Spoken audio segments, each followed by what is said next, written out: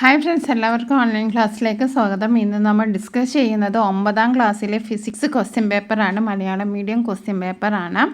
അപ്പോൾ 9ാം ക്ലാസ്സിലെ സോഷ്യൽ സയൻസുമായി ബന്ധപ്പെട്ട 3 വീഡിയോസ് അപ്ലോഡ് ചെയ്തിട്ടുണ്ട്. അതിൻ്റെ ലിങ്ക് ഡിസ്ക്രിപ്ഷൻ ബോക്സിൽ കൊടുക്കാം.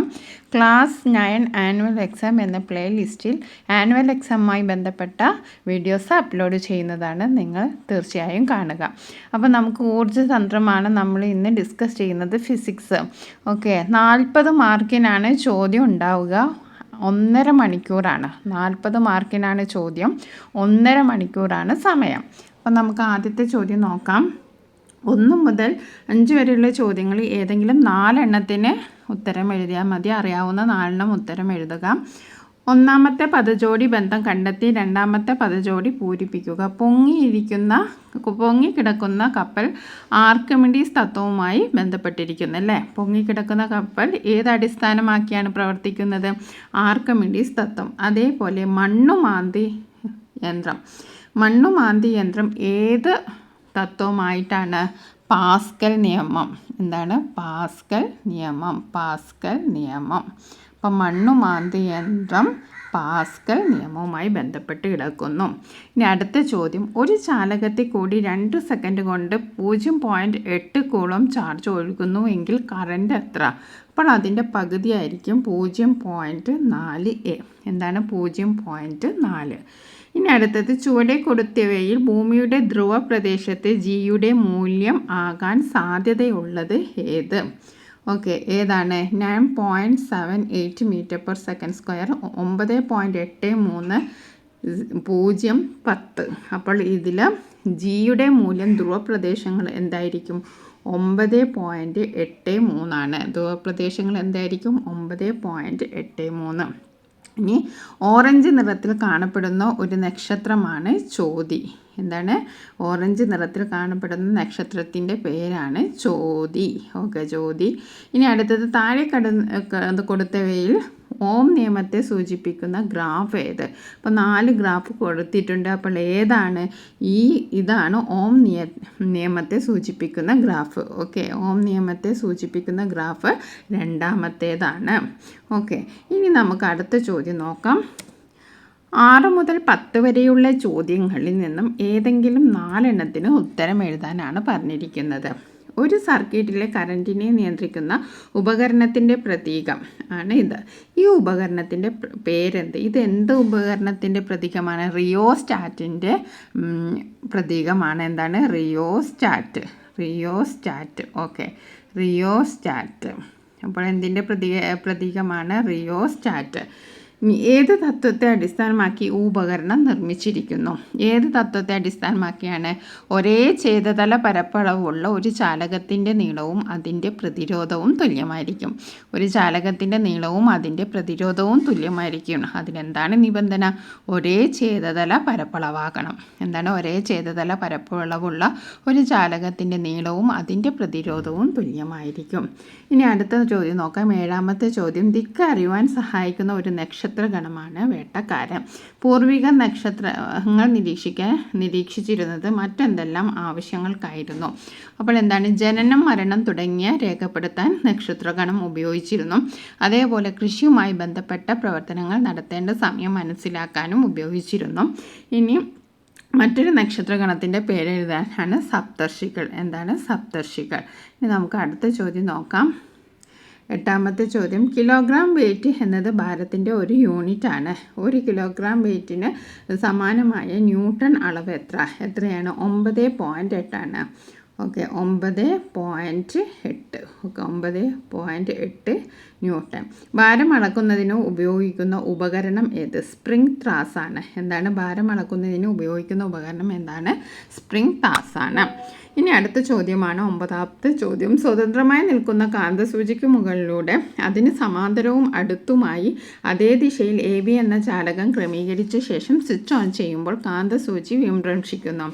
കാന്തസൂചിയുടെ ഉത്തര ധ്രുവത്തിൻ്റെ ചലനദിശ ഏതാണ്? അപ്രദക്ഷിണ ദിശ. എന്താണ്? അപ്രദക്ഷിണ ദിശ. ഇനി കാന്തസൂചി വിഭ്രംശിക്കാനുള്ള കാരണം എന്താണ്? വൈദ്യുതി പ്രവഹിക്കുന്ന ഒരു ചാലകത്തിന് ചുറ്റും എന്ത് രൂപപ്പെടുന്നുണ്ട്? ഒരു കാന്തിക മണ്ഡലം രൂപപ്പെടുന്നുണ്ട്. വൈദ്യുതി പ്രവഹിക്കുന്ന ചാലകത്തിനും ചുറ്റും എന്ത് പ്രവഹിക്കുന്നു? ഒരു കാന്തമണ്ഡലം രൂപപ്പെടുന്നുണ്ട്. ഈ കാന്തമണ്ഡലവും കാന്തസൂചിക്ക് ചുറ്റുമുള്ള മണ്ഡലവുമായുള്ള പരസ്പര പ്രവർത്തന ഫലമായിട്ടാണ് കാന്തസൂചി വിഭ്രംശിക്കുന്നത്. ഇനി 10ാമത്തെ നോക്കാം. ഇവിടെ വോൾട്ട്, കറൻറ്റ്, പ്രതിരോധമാണ് തന്നിരിക്കുന്നത്. വോൾട്ട് 8 പ്രതിരോധം 4. അപ്പോൾ കറൻറ്റ് എത്രയായിരിക്കും? 2 ആയിരിക്കും. ഓക്കെ, 2 ആയിരിക്കും. ഇവിടെ 12, ഇവിടെ 3 തന്നിട്ടുണ്ട്. അപ്പോൾ എന്തായിരിക്കും? 4. ഓക്കെ, മനസ്സിലായല്ലോ. 8 ഹരിക്കണം 2 4, 12 ഹരിക്കണം 3 4. അപ്പം വോൾട്ടിൻ്റെ കറൻറ്റിനെയും ഹരിച്ചാൽ, വോൾട്ടിനെ കറണ്ട് കൊണ്ട് ഹരിച്ചാലാണ് നമുക്ക് പ്രതിരോധം കിട്ടുക. പട്ടികയിൽ എ ബി എന്നിവ കണ്ടെത്തി എഴുതുക. പട്ടിക പൂർത്തിയാകാൻ സഹായിച്ച നിയമം എഴുതുക. ഏത് നിയമമാണ്? ഓം നിയമം ആണ് നമ്മൾ ഈ കണക്ക് ചെയ്തത്. ഓം നിയമം. ഓക്കെ, ഇനി അടുത്തത് 11 മുതൽ 16 വരെയുള്ള ചോദ്യങ്ങളിൽ നിന്ന് ഏതെങ്കിലും 4 ഉത്തരം എഴുതുക. ഒരു ഗോപുരത്തിൻ്റെ മുകളിൽ നിന്ന് 100 ഗ്രാം മാസുള്ള കല്ല് തറയിലെത്താൻ 2 സെക്കൻഡ് സമയമെടുത്തു. ഗോപുരത്തിൻ്റെ ഉയരം കണക്കാക്കുക. എത്രയാണ് ഗോപുരത്തിൻ്റെ ഉയരം? 20 മീറ്റർ/20 മീറ്ററാണ്. ഗോപുരത്തിൻ്റെ ഉയരം എത്രയാണ്? 20 മീറ്റർ. ഗോപുരത്തിന് മുകളിലായിരിക്കുമ്പോൾ കല്ലിൻ്റെ സ്ഥിതികോർജം എത്ര? 20 J. തറയെ തൊടുന്നതിന് മുമ്പുള്ള കല്ലിൻ്റെ ഗതികോർജം എത്ര? 20 J. ഓക്കെ, ഇനി നമുക്ക് അടുത്ത ചോദ്യം നോക്കാം. ഒരേ നീളവും കനവുമുള്ള ചെമ്പ് കമ്പിയുടെയും അലൂമിനിയം കമ്പനിയുടെയും പ്രതിരോധം വ്യത്യസ്തമാണ്. ഇതിന് കാരണമായ പദാർത്ഥ സവിശേഷത എന്ത് പേരിൽ അറിയപ്പെടുന്നു? എന്താണ്? റെസിസ്റ്റിവിറ്റി എന്നാണ് അറിയപ്പെടുന്നത്. ചാലകത്തിൻ്റെ റെസിസ്റ്റിവിറ്റി. ഈ സവിശേഷതയുടെ നിർവചനം എഴുതുക. യൂണിറ്റ് ഛേദതലപരവും പോളവും യൂണിറ്റ് നീളവുമുള്ള ഒരു ചാലകത്തിൻ്റെ പ്രതിരോധമാണ് റെസിസ്റ്റിവിറ്റി. എന്താണ് റെസിസ്റ്റിവിറ്റി? യൂണിറ്റ് ഛേദതല പരപ്പളവും യൂണിറ്റ് നീളവുമുള്ള ഒരു ചാലകത്തിൻ്റെ പ്രതിരോധമാണ് റെസിസ്റ്റിവിറ്റി. ഇനി ഈ സവിശേഷത ഏതുമായി ബന്ധപ്പെട്ടിരിക്കുന്നു? നീളം, ഛേദതല പരപ്പളവ്, താപനില. ഏതുമായി ബന്ധപ്പെട്ടിരിക്കുന്നു? റെസിസ്റ്റിവിറ്റി താപനിലയുമായി ബന്ധപ്പെട്ടിരിക്കുന്നു. ഇനി 13ാമത്തെ ചോദ്യം നോക്കാം. നക്ഷത്രങ്ങൾക്ക് ജന്മവും മരണവും ഉണ്ട്. നക്ഷത്രങ്ങളുടെ ജന്മഗ്രഹം അറിയപ്പെടുന്നത് എന്താണ്? നെബൂല. നക്ഷത്രങ്ങളുടെ ജന്മഗ്രഹം അറിയപ്പെടുന്നത് നെബൂല. ഓക്കെ, നെബൂല എന്നാണ് അറിയപ്പെടുന്നത്. നക്ഷത്രങ്ങളിൽ ഊർജം ഉൽപ്പാദിപ്പിക്കപ്പെടുന്നത് ന്യൂക്ലിയർ ഫ്യൂഷൻ മൂലമാണ്. ഇതിനനുയോജ്യമായ സാഹചര്യം സൃഷ്ടിക്കപ്പെടുന്നത് എപ്രകാരമാണ്? വിശദീകരിക്കുക. അപ്പോൾ നെബുലകളിൽ എന്തുണ്ട്? ഹൈഡ്രജൻ, ഹീലിയം എന്നീ വാതകങ്ങളും ചെറിയ തോതിൽ മറ്റു ചില മൂലകങ്ങളും അടങ്ങിയിരിക്കുന്നു. നെബുലകളിൽ എന്തുണ്ട്? ഹൈഡ്രജൻ, ഹീലിയം എന്നീ വാതകങ്ങളും ചെറിയ തോതിലുള്ള മൂലകങ്ങളും അടങ്ങിയിരിക്കുന്നു. നെബുലകളിലെ വാതകമേഘം ഗുരുത്വാകർഷണത്താൽ ചുരുങ്ങുന്നു. ഉയർന്ന ഗുരുത്വാകർഷണം മൂലം നെബുലകളിലെ വാതക മേഘങ്ങളുടെ ഗതികോർജം വർദ്ധിച്ച താപോർജമായി മാറി അകക്കാമ്പിൽ ഫ്യൂഷൻ ആരംഭിക്കുന്നു. ഇനി അടുത്ത നോക്കാം. ലൗഡ് സ്പീക്കറിൻ്റെ ഘടനാ ചിത്രം നൽകിയിരിക്കുന്നു. എ ബി എന്നിവ ഇവിടെ എയും ബിയും നമ്മൾ അടയാളപ്പെടുത്തണം. എ എന്നത് പേപ്പർ കോൺ ആണ്. എ എന്നത് എന്താണ്? പേപ്പർ കോൺ ആണ്. ബി എന്നത് ഫീൽഡ് കാന്തമാണ്. ഇവിടെ എന്താണ്? ഫീൽഡ് കാന്തം. എ എന്നത് പേപ്പർ കോണാണ്. ബി എന്നത് ഫീൽഡ് കാന്തമാണ്. ഇതിൻ്റെ ഈ ഉപകരണത്തിൽ നടക്കുന്ന ഊർജ്ജ പരിവർത്തനം എന്താണ്? ഇവിടെ വൈദ്യുതോർജ്ജം ശബ്ദോർജ്ജമായി മാറുന്നു. അതായത് ലൗഡ് സ്പീക്കറിൽ എന്താണ്? വൈദ്യുതോർജ്ജം ശബ്ദോർജ്ജമായി മാറുന്നു. ഇതിൻ്റെ പ്രവർത്തന തത്വം ഏതാണ്? മോട്ടോർ തത്വമാണ്. ഇനി 15ാമത്തെ ചോദ്യം നോക്കാം. 15ാമത്തെ ചോദ്യം. ഫ്ലെമിങ്ങിൻ്റെ ഇടത്തുകൈ നിയമമാണ് ചിത്രത്തിൽ സൂചിപ്പിച്ചിരിക്കുന്നത്. എ, ബി, സി എന്നിവയ്ക്ക് അനുയോജ്യമായി ബോക്സിൽ നിന്ന് തിരഞ്ഞെടുക്കുക. അപ്പോൾ ഇവിടെ എ എന്നത് എന്താണ്? എ എന്നത് കാന്തിക മണ്ഡലമാണ്.